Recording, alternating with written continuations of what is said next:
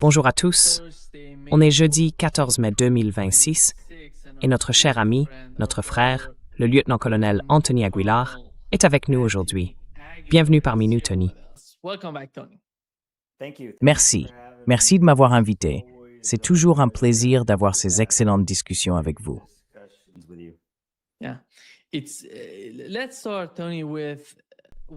Oui.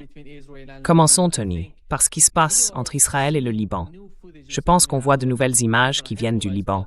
C'est le Hezbollah qui les publie, et on y voit qu'ils frappent un peu tout, les voitures utilisées par Tsahal, les batteries du dôme de fer.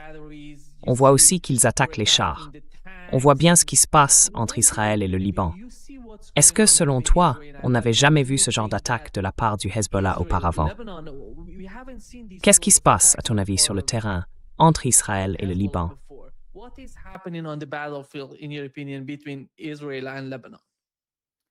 Ce que je trouve très intéressant, c'est que le champ de bataille dans le sud du Liban n'est plus seulement une guerre périphérique ou un conflit secondaire dans la guerre avec l'Iran. D'une certaine manière, c'est devenu un facteur déterminant, surtout quand on regarde la position d'Israël, qui considère que la guerre avec l'Iran ne peut pas vraiment se terminer à cause des accords de négociation que l'Iran a liés au Liban, et du fait qu'Israël a l'intention de continuer à se battre au Liban. Et puis, il y a le fait que le Hezbollah a trouvé non seulement une motivation dans ce qu'il fait, en se présentant comme la défense contre une menace existentielle pour le Liban, mais qu'il obtient aussi des résultats concrets, mesurables, face à l'armée israélienne dans le sud du Liban, à la fois sur le plan militaire et sur le plan psychologique.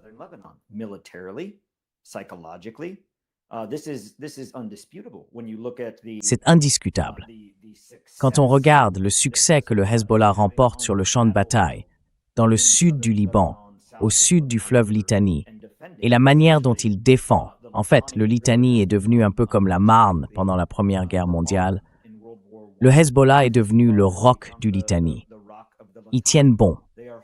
Et pour moi, ce n'est pas une surprise, parce que ce qu'on découvre aujourd'hui avec les forces de défense israéliennes, et que j'avais déjà essayé d'expliquer auparavant, mais qui apparaît maintenant clairement, c'est que l'armée israélienne est conçue pour mener des opérations défensives, de type protection du territoire.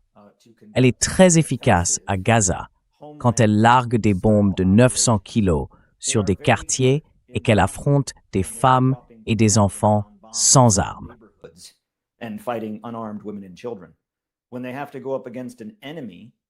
Quand ils doivent affronter un ennemi bien équipé, bien entraîné et motivé pour se défendre, on voit qu'ils ne s'en sortent pas très bien. Mais, un peu comme ce qu'on a observé avec l'Iran dans le détroit d'Ormuz, on voit maintenant la capacité de guerre asymétrique du Hezbollah. Ils utilisent désormais des drones à vue subjective, les FPV, contrôlés par fibre optique, une technologie qu'ils ont apprise en observant ce qui se passe sur les champs de bataille en Ukraine.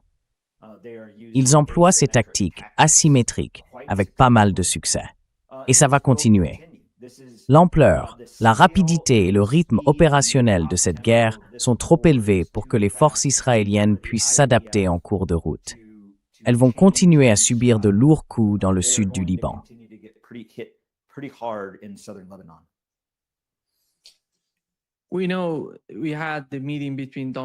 On sait qu'il y a eu cette rencontre entre Donald Trump et Xi Jinping en Chine. L'un des sujets les plus importants de cette réunion, c'était la situation au Moyen-Orient, et plus précisément le détroit d'Ormuz. Ce n'était pas un problème avant le début de la guerre, avant que Donald Trump ne décide d'y aller. À votre avis, qu'est-ce que Donald Trump cherche à obtenir de la Chine concernant le Moyen-Orient, qui pourrait d'une manière ou d'une autre l'aider? Parce que, dans le cas du détroit d'Ormuz, jusqu'à présent, on sait que tout le monde, les Iraniens disent vouloir rouvrir le détroit d'Ormuz. C'était d'ailleurs une partie du cessez-le-feu avec Donald Trump. Mais le lendemain de l'annonce du cessez-le-feu, Donald Trump a déclaré « Je bloque en ce moment le blocus iranien », ce qui était la raison principale du conflit. Alors, que peut faire la Chine pour les États-Unis au Moyen-Orient? Ou bien cherche-t-il à établir une nouvelle forme de relation entre les États-Unis et la Chine dans cette région?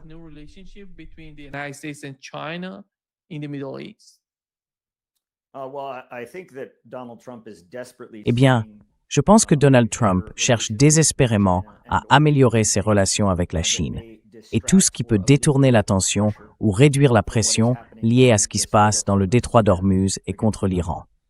Le problème, c'est que c'est trop peu, trop tard. Le reste du monde, y compris la Chine, la Russie, l'Iran et d'autres pays du Moyen-Orient, n'adhèrent plus à ce récit. Et il voit bien, tu sais, d'après ce qu'on a vu, Marco Rubio, à bord d'Air Force One, pendant le vol au-dessus de l'Atlantique, a dit dans son interview qu'il voulait demander à la Chine de faire pression sur l'Iran à propos de la guerre et du détroit d'Ormuz.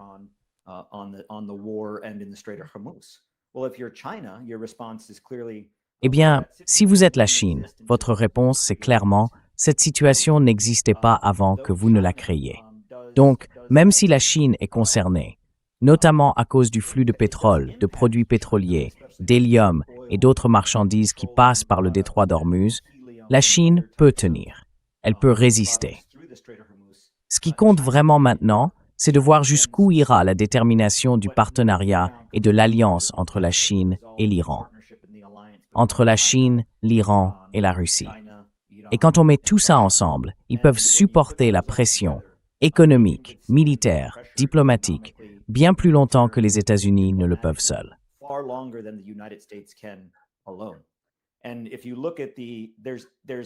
Et si on y regarde de plus près, cette visite a beaucoup de nuances.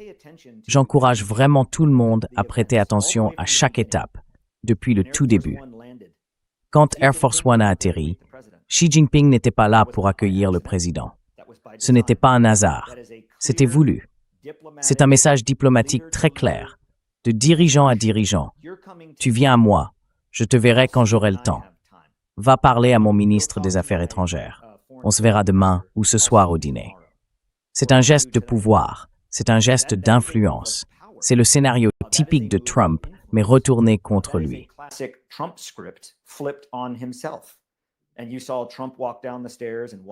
Et vous avez vu Trump descendre les escaliers, puis marcher sur le tapis rouge, sans escorte, sans le président à ses côtés. Et plus tard dans la soirée, pendant le dîner, Xi Jinping lui a serré la main et ils sont allés ensemble au Grand Palais du Peuple. Là, ils ont eu leur grande réunion et c'est Xi Jinping qui a pris la parole en premier. Encore une fois, c'est un autre signe de mise en scène et de pouvoir. Ensuite, il a exposé ses arguments très clairement. Et ce qu'on voit maintenant, c'est que Donald Trump est sur la défensive. En fait, je ne dirais même pas sur la défensive. Il est plutôt dans une position où il se demande « Comment est-ce que je peux sortir de ce voyage avec un semblant de réussite, à chaque étape, dans chaque détail ?»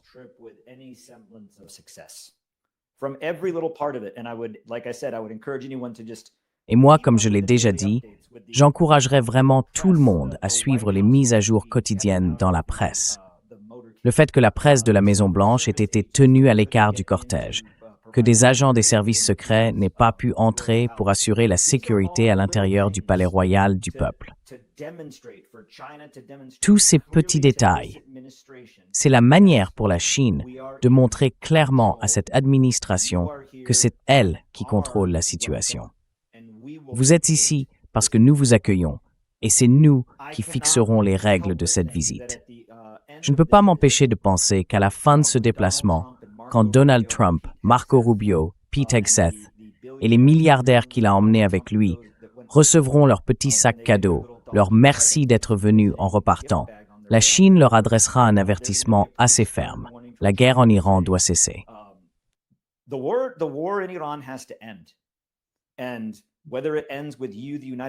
Et si, au final, cela signifie que vous, les États-Unis, devez encaisser un coup, perdre un peu de terrain sur le contrôle du détroit d'Ormuz ou sur vos bases au Moyen-Orient, eh bien c'est peut-être quelque chose qu'il faudra accepter. Mais si vous poursuivez cette guerre et que vous l'intensifiez, nous interviendrons directement. Et je pense que ce n'est pas du bluff. Je pense que Donald Trump comprend très bien la gravité de la situation.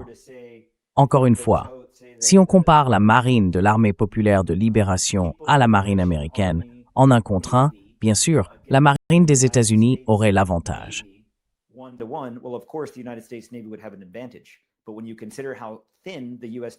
Mais quand on regarde à quel point la marine américaine est dispersée, avec la complexité de la situation, l'arrivée d'avions chinois supplémentaires ne fait qu'aggraver les choses. Ça pourrait devenir très compliqué pour les États-Unis. Donald Trump va devoir prendre des décisions difficiles dans la semaine qui vient. On sait qu'Israël pousse à une escalade militaire. On sait aussi que lui-même cherche une porte de sortie. Et on sait que la Chine et la Russie restent en retrait, en disant en gros, mieux vaut négocier, parce que si vous lancez une nouvelle guerre, on s'en mêlera. Donc oui, Donald Trump est pris dans un dilemme qu'il a lui-même créé.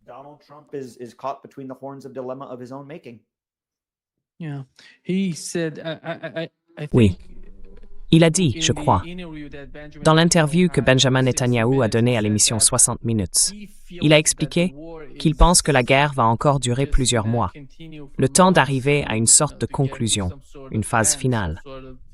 Mais quand on parle de ces mois à venir, si on regarde l'état d'esprit de Donald Trump et de son administration, il va rentrer vendredi, demain donc. Il rentre aux États-Unis et il va se retrouver face aux mêmes conditions qu'avant son voyage en Chine. Il doit faire quelque chose au Moyen-Orient. Est-ce que ce sera ce que Robert Kagan lui a suggéré, ce néoconservateur sioniste très dur, dans son nouvel article publié dans The Atlantic? Sa proposition, c'est que la meilleure option pour Donald Trump serait tout simplement de quitter la région et de rentrer chez lui.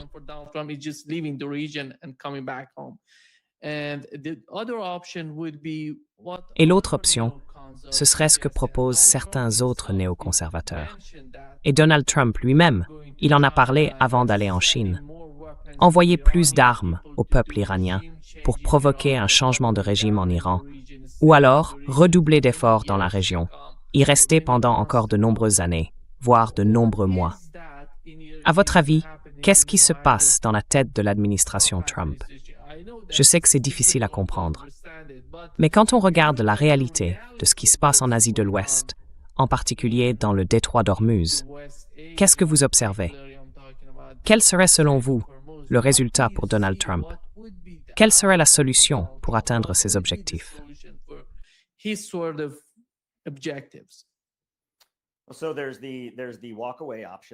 Donc, il y a l'option de se retirer, dont on sait qu'elle a été évoquée, et il y a celle de rester.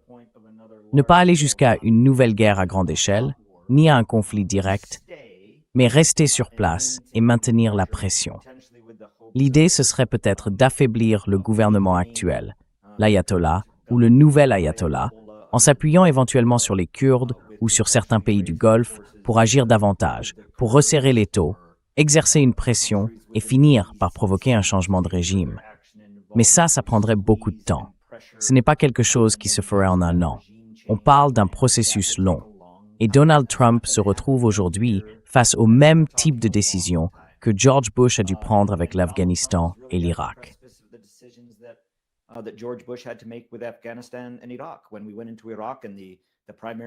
Quand nous sommes entrés en Irak et que la mission principale a été déclarée accomplie, beaucoup ont dit à Bush « Pars, pars, c'est le chaos, pars, sinon on va rester là très longtemps. » Et nous avons choisi de rester. En Afghanistan, après la défaite des talibans, l'Alliance du Nord et les chefs de guerre ont pris le pouvoir dans ce jeune gouvernement avec Hamid Karzai, lui-même un chef de guerre, soutenu par d'autres chefs de guerre. C'est le désordre total. Mais certains disaient déjà « Partez maintenant. Partez, sinon on y sera pour toujours. » Et nous sommes restés. Alors, quand on regarde la tradition des États-Unis, dès qu'il s'agit de s'enliser dans des bourbiers, le Vietnam, l'Irak, l'Afghanistan, je rappelle souvent aux gens qu'il faut aussi penser à la Syrie.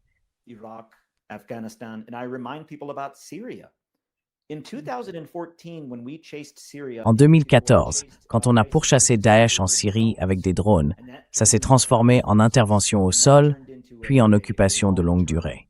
Et on y est toujours. Presque 12 ans plus tard, on y est encore. Alors si l'histoire nous a appris quelque chose, c'est que les États-Unis vont probablement rester. Parce que partir maintenant, surtout dans une situation où l'Iran aurait un contrôle incontestable sur le détroit d'Ormuz, avec la région en plein désordre et la présence américaine affaiblie. Partir maintenant, ce serait une situation que, selon moi, le président ne pourrait pas gérer. Parce que les prix de l'essence ne baisseraient certainement pas. Et les prix des produits alimentaires non plus.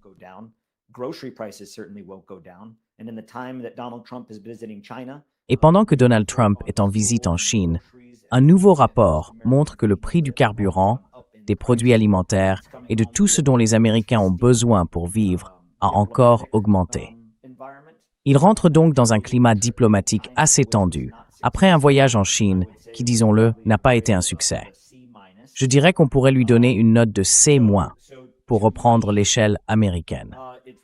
Donc partir, c'est une option, mais je ne pense pas que ce soit ce qui va se passer.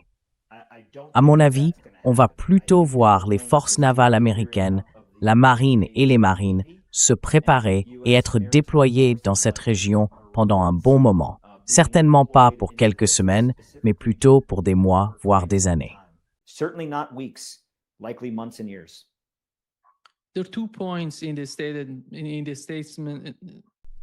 Il y a 2 points dans cette déclaration.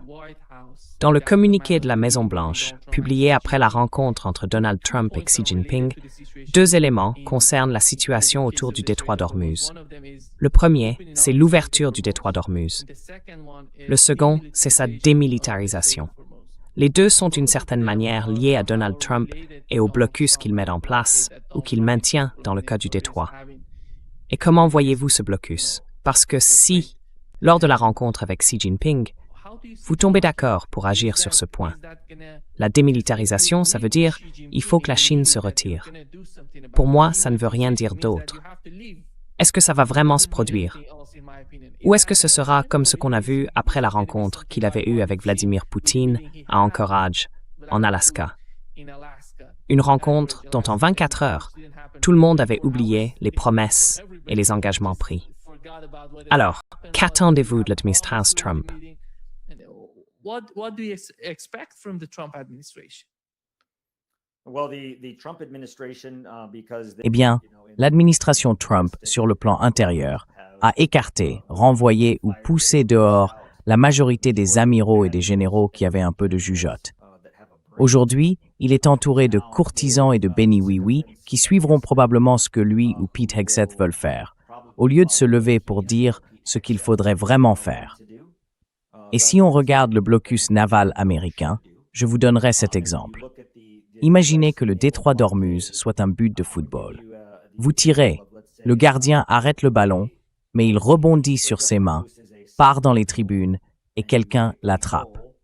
Et là, on viendrait dire que la personne dans les tribunes qui a attrapé le ballon, c'était le gardien. Non, bien sûr que non.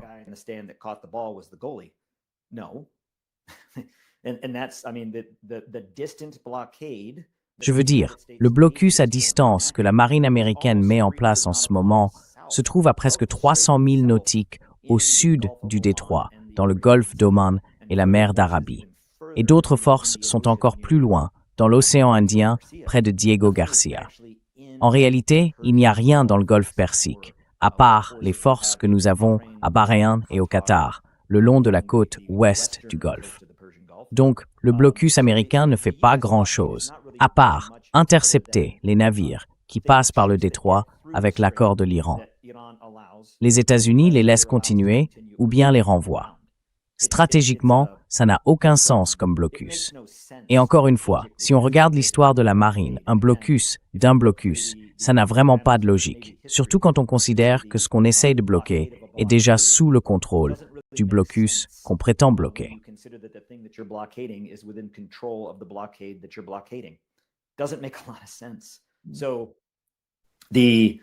The demilitarization aspect, that goes both ways.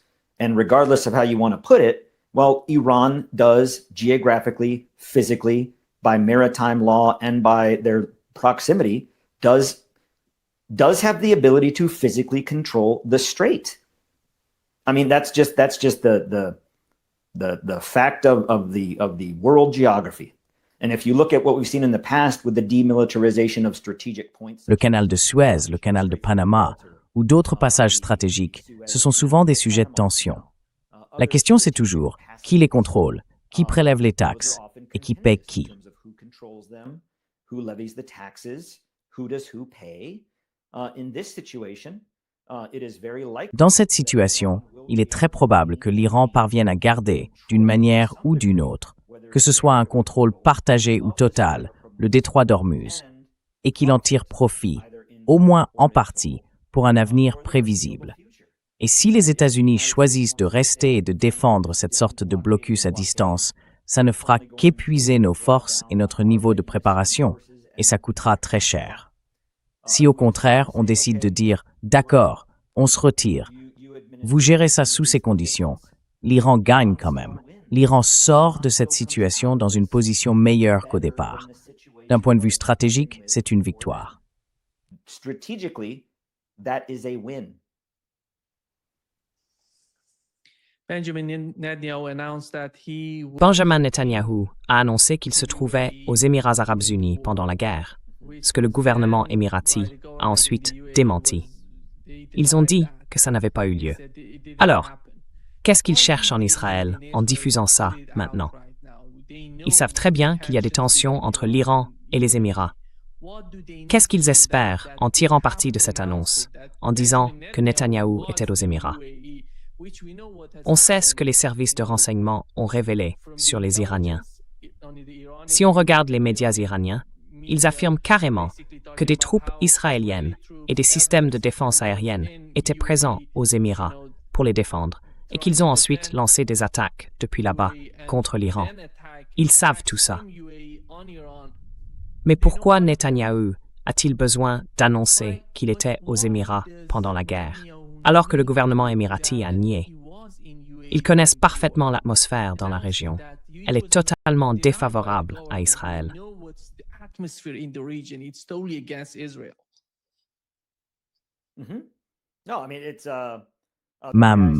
Non, je veux dire, à mon sens, tu vois, on a eu cette info selon laquelle Netanyahou avait fait le déplacement et qu'il était bien sur place, aux Émirats arabes unis, pendant cette période de conflit. Au point même qu'Israël a publié le plan de vol pour dire « Regardez, on y était vraiment, on est revenu et Netanyahou était là-bas ». Les Émirats, c'est un peu la maîtresse d'Israël et Israël est prêt à le montrer au monde parce que ça leur permet de dire « Voyez, on n'est pas seul ». Les Émirats, eux, essaient encore de dire « Oh, on préfère garder ça secret ». Mais ce n'est plus un secret.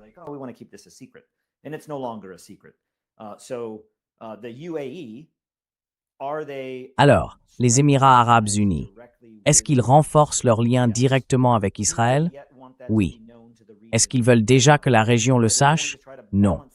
Est-ce qu'ils vont essayer de trouver un équilibre entre ce qu'ils peuvent obtenir, ce qu'ils peuvent dissimuler, jusqu'où ils peuvent jouer la carte de la discrétion avant d'assumer pleinement cette relation, pour ainsi dire? C'est clair que, dans cette relation, Israël est prêt à montrer les avantages d'un lien ouvert, alors que les Émirats ne sont pas encore prêts à abattre cette carte. On voit bien ce tiraillement. Et c'est exactement ce que ce conflit va continuer à révéler dans la région. Nos alliances, nos relations d'intérêt, et qui se tient aux côtés de qui.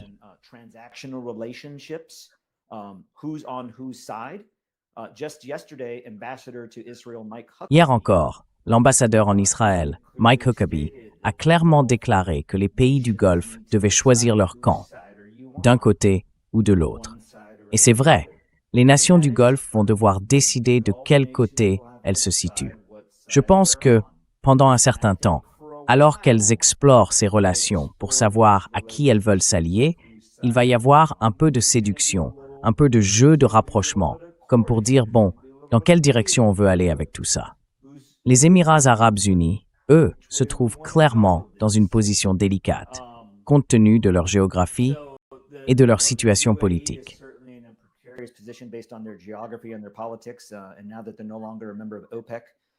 Et maintenant que le Qatar n'est plus membre de l'OPEP, il se retrouve clairement dans une situation très précaire, surtout à cause de sa proximité avec l'Iran. Mais le quartier général avancé du commandement central américain est là-bas, et il envisage de partir. Le commandement central américain, basé au Qatar, envisage de transférer son quartier général avancé en Israël. Et ça va laisser le Qatar complètement exposé. Il n'y aura plus vraiment de raison pour les États-Unis de défendre le Qatar une fois qu'ils ne seront plus sur place. On défend le Qatar parce qu'on y a une base. Donc oui, beaucoup de dirigeants dans la région se demandent qui sera leur partenaire quand la poussière retombera et de quel côté ils doivent se ranger. Et pour l'instant, je dirais qu'il y a des arguments des deux côtés. Mais je pense que ce qu'on va voir de plus en plus, c'est que ces pays vont se rapprocher de l'Iran.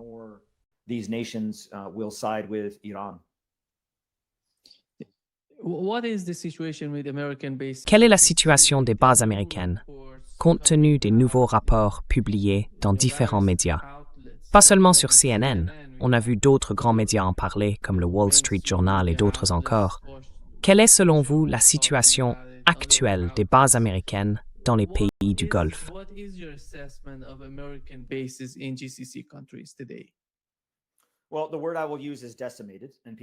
Eh bien, le mot que j'emploierais, c'est décimé. Et certains diront, oh, ils n'ont pas été rayés de la carte. C'est vrai, il en reste des traces, mais ils sont décimés. Quand on regarde la 5e flotte de la marine américaine à Bahreïn, on sait qu'elle a subi de lourds tirs et des destructions telles que le personnel de la marine a dû se loger dans des hôtels puis évacuer. Au Qatar, le CENTCOM maintient encore une présence, mais elle est plus limitée qu'avant. Une grande partie du personnel du quartier général avancé du CENTCOM se trouve actuellement en Israël, sur le site 66, juste au sud d'Ashdod, près d'Ashkelon.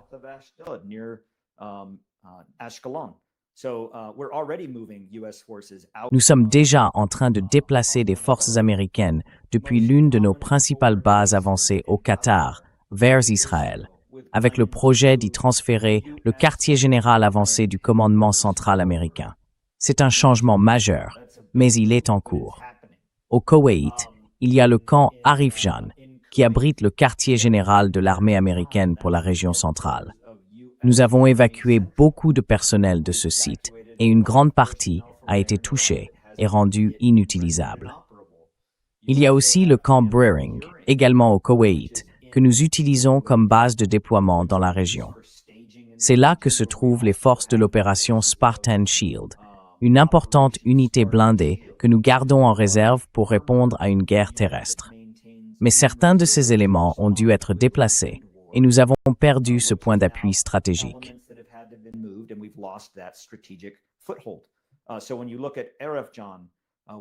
Alors, quand on regarde Arif Jan, quand on regarde Buering, quand on regarde notre base à Bahreïn ou celle au Qatar, quand on regarde notre présence dans toute la région, la façon dont on a réduit et déplacé nos forces, oui, en gros, on a, pour le dire simplement, on a quitté les lieux en laissant juste quelques personnes pour maintenir un minimum d'activité. Mais même là, il n'y a plus grand-chose à quoi se raccrocher. Il n'y a plus vraiment de base solide. Et revenir, tout reconstruire pour que ces sites redeviennent comme avant la guerre, ça coûterait des milliards que les États-Unis n'ont pas.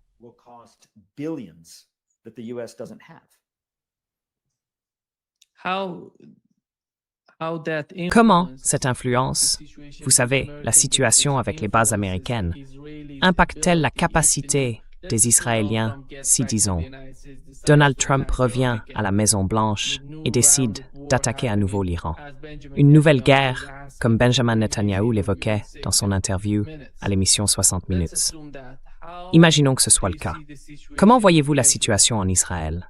On sait que, d'une certaine manière, avec toutes ces vidéos, des images sortent du Liban. On a vu aussi quelques séquences venant du Hezbollah.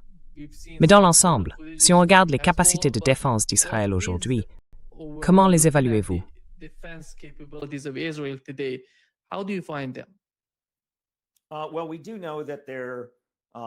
Eh bien, on sait que leur capacité de défense avec le dôme de fer et les capacités d'interception du système Fronde de David, qui fait partie intégrante du dôme de fer, ont été affaiblies. Ça, on le sait.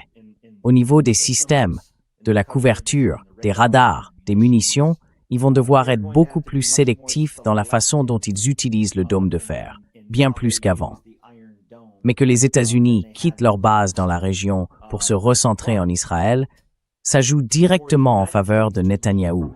Parce que si, maintenant, on déplace le commandement central américain vers Israël, disons sur le site 66, ou qu'on l'étende à Beersheva, où une grande base est possible, eh bien, ça change complètement la donne.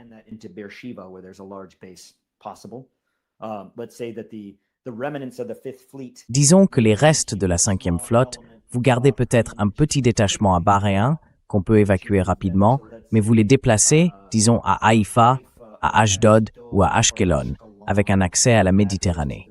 Là, la flotte peut ensuite passer par le canal de Suez. Ensuite, il y a le problème du Yémen. Mais déplacer ces bases en Israël, ça s'inscrit directement dans le plan de Netanyahou.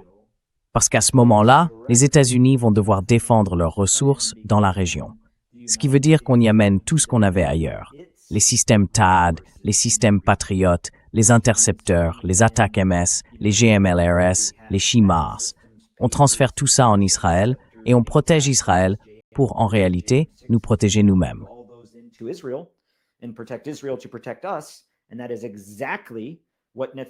Et c'est exactement ce que veut Netanyahou. Parce que maintenant, si des frappes visent Israël et qu'un Américain est tué, cela renforce l'implication des États-Unis. C'est une autre ligne rouge. Donc sur ce point, ça joue directement en faveur de Netanyahou. Est-ce que Netanyahou a vraiment en réalité une forte envie de réduire la dépendance vis-à-vis des États-Unis? Non. Mais c'est dans son intérêt de le dire, vu le climat politique actuel aux États-Unis, avec le refus d'accorder des milliards de dollars à Israël. Il était dans l'émission 60 minutes aux États-Unis. Bien sûr qu'il allait dire ça. Voyons ce qu'il dira à la Knesset la semaine prochaine. Voyons ce qu'il dira en hébreu. C'est toujours une autre conversation ou un autre message, non? Alors attendons de voir ce que ce sera.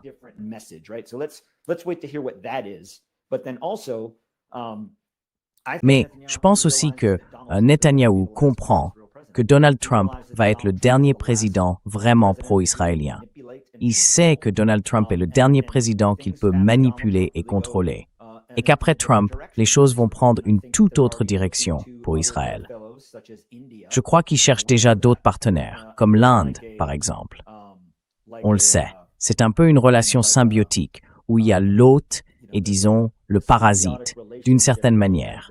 Israël sait que le sang commence à manquer et qu'il faut trouver un nouvel hôte. Est-ce que ce pourrait être l'Inde? Je pense que oui. On voit bien les liens qu'ils sont en train de tisser. Mais il y a aussi un intérêt évident à se rapprocher des Émirats arabes unis, ce qu'ils font clairement.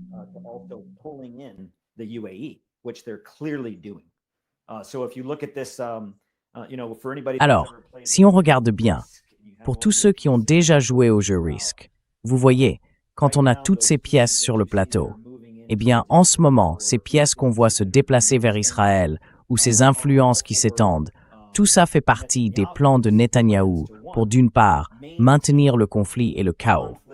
On sait que Netanyahou, pour sa propre survie politique et pour éviter la prison, veut que la guerre continue. Et quel meilleur moyen pour y parvenir que de faire venir des forces américaines en Israël pour ensuite provoquer des incidents et maintenir la guerre. Comme ça, il a un alibi parfait, parce qu'il peut dire « ce n'est pas nous, c'est eux ». C'est exactement ce qu'ils ont fait avec les forces israéliennes à Gaza. Ce n'est pas nous, c'est les Américains. Tout ça fait partie du plan de Netanyahou. Et encore une fois, on verra la semaine prochaine, quand il parlera à la Knesset en hébreu. On verra bien ce qu'il dira, parce que ce sera différent de ce qu'il a dit en anglais dans l'émission 60 minutes.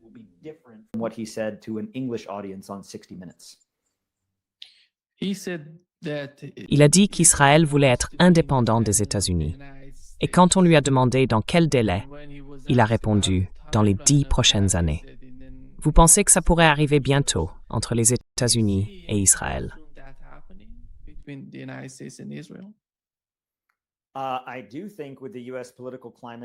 Je pense qu'avec le climat politique actuel aux États-Unis et le rejet croissant d'organisations comme l'AIPAC ou d'autres formes de politiques manipulatrices qui continuent de soutenir le financement d'Israël, les choses vont changer. Est-ce que ce soutien sera complètement coupé? Est-ce que le robinet va se fermer? Probablement pas. Mais il va quand même diminuer, et de manière assez nette.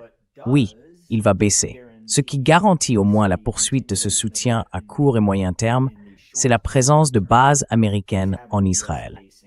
Et quand on regarde ce que ça pourrait signifier pour Trump, on voit qu'on retire des bases d'Allemagne ou qu'on retire du personnel d'Allemagne et de Pologne. On le sait, c'est en cours. On a aussi retiré des soldats et une partie de notre présence de plusieurs bases dans le Golfe. Ça, on le sait aussi.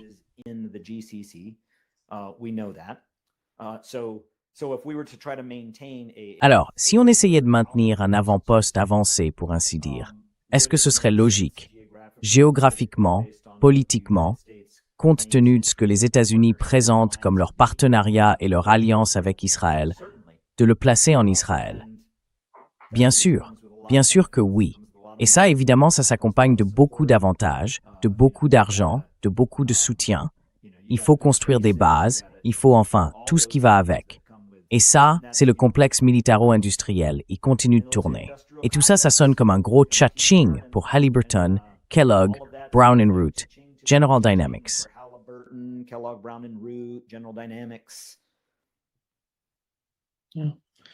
Oui, Tony, aujourd'hui, on a demandé à l'amiral Cooper de parler des cibles en Iran. Alors, qu'est-ce qu'on sait exactement sur ces cibles? Voici ce qu'il a répondu.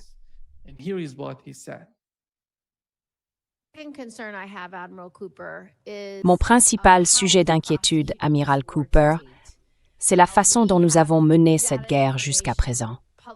Nous avons des données et des informations publiques, publiées notamment dans des journaux comme le New York Times, qui indiquent que 22 écoles ont été touchées, ainsi que des hôpitaux, des dizaines d'hôpitaux. Nous avons des règlements, le droit de la guerre, des obligations en matière de droits humains.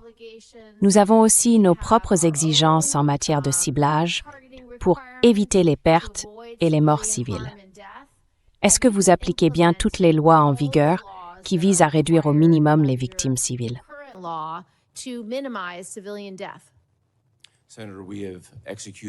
Sénateur, nous avons mené chaque opération dans le strict respect du droit des conflits armés.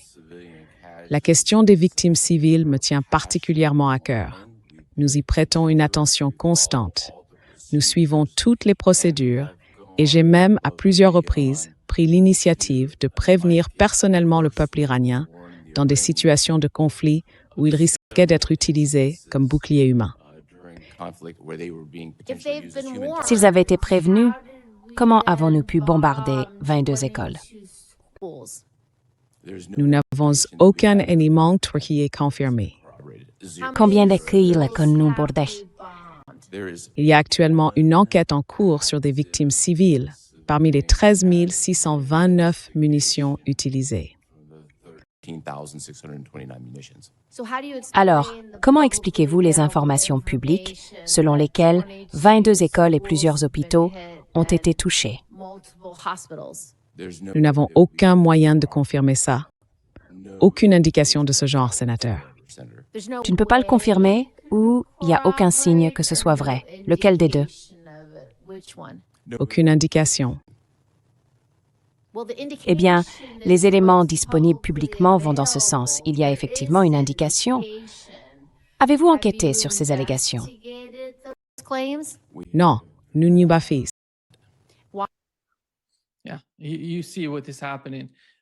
Oui, tu vois ce qui se passe.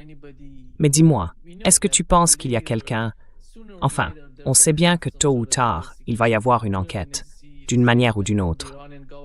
On va voir une déclaration du gouvernement iranien, ils vont en parler devant une instance internationale. Et ils vont le faire. Il faut bien qu'il y ait une enquête. Moi, je pense que ça remonte jusqu'à Pete Hegseth. Ce n'est pas seulement une question de savoir comment il a dirigé ce genre d'attaque. Parce que selon toi, qu'est-ce qui se passe en ce moment aux États-Unis avec l'amiral Cooper qui parle comme ça?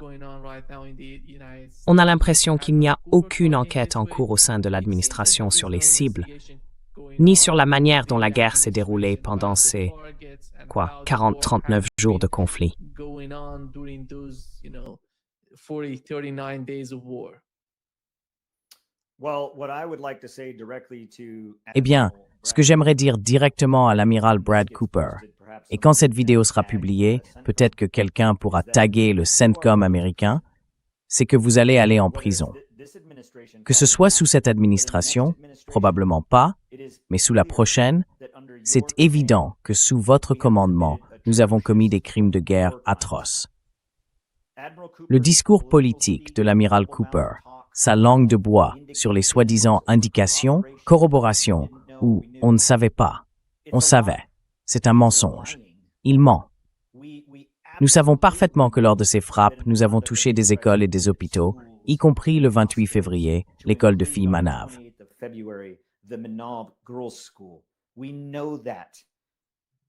On le sait, et quelqu'un devra en répondre. Et si Brad Cooper pense que Donald Trump ou Pete Hegseth vont sauter sur cette grenade, il se trompe complètement. Quant à Dan Kane, le président, il peut toujours dire « moi, je n'ai rien ordonné ». Tout ça va retomber sur les épaules de Brad Cooper. Et tant qu'il a un peu de temps, ce week-end, pendant qu'il est en Floride, avant de repartir pour le Qatar, je lui conseille, ou peut-être pendant le vol, de regarder Nuremberg. Je ne faisais qu'obéir aux ordres. Ce n'est pas une excuse. Il ira en prison. Il ment, et le Congrès le voit très clairement.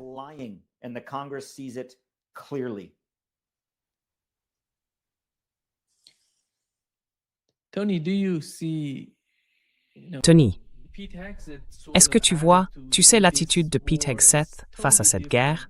Elle est complètement différente, au moins par rapport aux précédentes administrations. Parce qu'il dit, évidemment il dit, qu'on va y aller, qu'on va tuer, qu'on va frapper la cible. Peu importe la cible, il faut intimider l'ennemi. Et ça, c'est la nouvelle politique. Mais d'où ça vient? Est-ce que ça vient des Israéliens? Parce que personne n'avait jamais entendu le chef du Pentagone parler comme ça avant. C'est incroyable quand on voit le chef du Pentagone. C'est une énorme responsabilité de sa part, à mon avis. It's a huge responsibility on his part, in my opinion. Eh bien oui, c'est pour ça. Ce qui est important pour les Américains et pour le reste du monde, c'est de comprendre que chaque fois que Pete Hegseth ouvre la bouche, ce n'est pas Pete Hegseth qui parle, c'est le secrétaire à la Défense. C'est lui qui oriente la politique, qui donne les ordres, qui détermine la manière dont cette guerre est menée. Il n'y a pas de « Ah, j'ai dit ça en tant que Pete, pas en tant que secrétaire à la Défense ». Non, aucune différence. C'est un peu comme quand j'étais en Syrie en 2018 et que Donald Trump a tweeté « On quitte la Syrie ». Certains disaient « Oh, c'est juste Don qui tweet ». Non, il est le président des États-Unis. C'est un ordre. Et devinez quoi?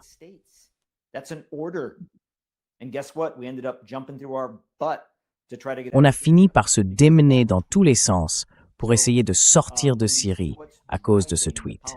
Alors quand on regarde ce qui motive vraiment ces politiques, et je trouve ça intéressant d'écouter Pete Hegseth en parler, c'est presque comme si, à chaque fois qu'il prend la parole et qu'il parle de ce que font les États-Unis, il se reprend toujours.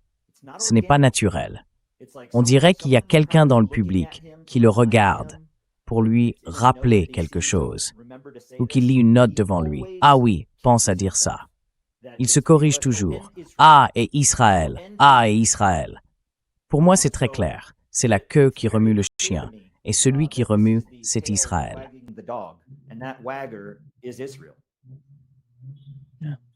Tony, before wrapping up, Tony, avant de conclure, le cas de la Syrie est pour beaucoup de gens assez déroutant.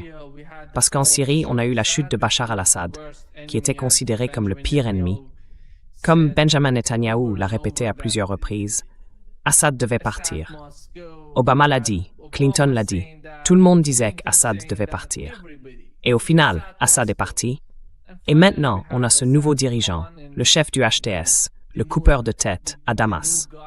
Alors, quel est le problème aujourd'hui entre la Syrie, Benjamin Netanyahou et les Israéliens pour qu'ils continuent à attaquer, à bombarder des cibles en Syrie? Every time they're attacking, bombing somewhere in Syria. Oui, c'est vrai. Les États-Unis ont encore une présence assez importante dans le nord-est de la Syrie. En fait, il faut vraiment voir la situation politique et géographique du pays comme divisée en deux, ce qui se trouve au sud-ouest de l'Euphrate et ce qui est au nord-est. On a donc d'un côté le nord-est syrien et de l'autre le sud-ouest. Et quand on regarde le nord-est, on voit une forte influence de la Turquie qui descend jusqu'au corridor de la M4, cette grande autoroute qui traverse le pont de Fishkabur pour entrer en Syrie et traverser le pays. Mais en même temps, on trouve aussi des forces américaines déployées un peu partout dans cette région.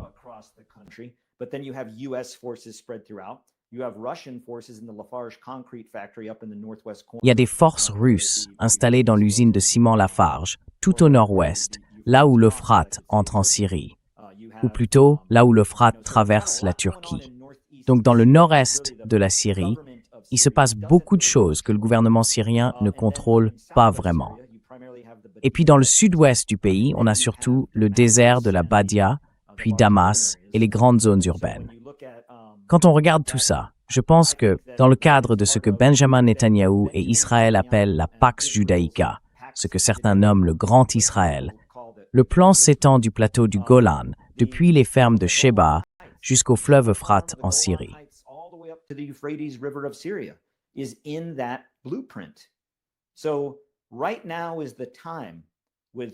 En ce moment, c'est le moment, avec la guerre en Iran, avec le monde qui détourne le regard, avec tout ce qui se passe ailleurs, pour que Netanyahou pousse plus loin au Liban, ce qu'il fait clairement, qu'il continue de tenir bon sur le plateau du Golan et qu'il criminalise, qu'il victimise, qu'il diabolise toute occasion possible d'une incursion militaire en Syrie, quelle qu'en soit la raison ou le but.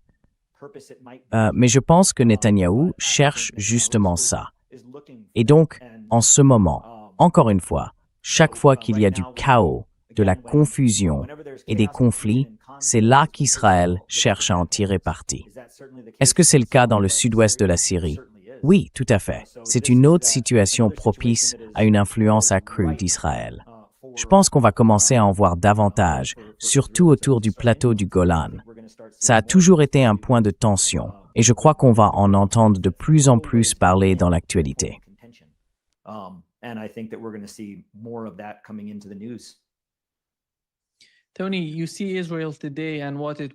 Tony, quand tu regardes Israël aujourd'hui et que tu penses à ce que c'était avant le début de la guerre, avec tous les changements qui ont eu lieu jusqu'à présent au Moyen-Orient, comment ça va être perçu par les Israéliens? Je sais que tu étais sur place, que tu as parlé avec des responsables, avec la société là-bas.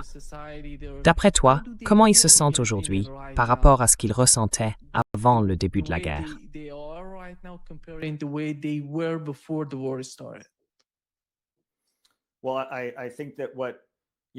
Eh bien, je pense que ce qu'on voit aux infos ou dans les médias, c'est une chose.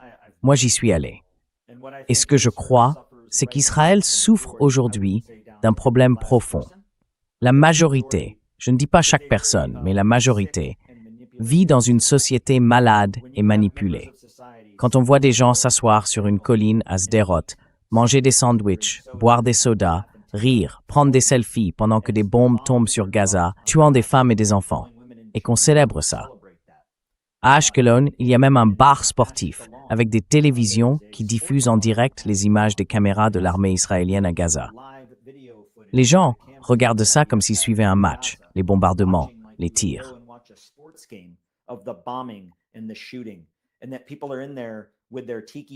Et pendant ce temps, il y a des gens là-bas, avec leurs cocktails à la main, sur la plage ou au bar, qui regardent tout ça comme si c'était une émission de télé. C'est une société malade. Et quand on regarde l'expansion, et à quel point une grande partie de la société israélienne veut garder le pouvoir en place, ou continuer sur la même voie. Je veux dire, en ce moment, on a le tristement célèbre Jonathan Pollard, un espion que les États-Unis ont gardé en prison, qui, pendant cette guerre, a été renvoyé en Israël à la demande de l'ambassadeur américain. Et maintenant, il se présente à la Knesset avec comme principal argument de campagne prendre le contrôle total de Gaza. Donc on ne peut pas vraiment dire que la société israélienne soit innocente dans tout ça, ou qu'elle soit simplement sous la coupe de son gouvernement. Et encore une fois, je ne parle pas de chaque Israélien individuellement, mais la société israélienne, elle, and but Israel society is sick. Thank you so Merci much beaucoup, Tony, d'être avec nous aujourd'hui. C'est toujours un vrai plaisir. great pleasure, as always. comme tu as posé son divan. À très bientôt. Si, Au revoir. si.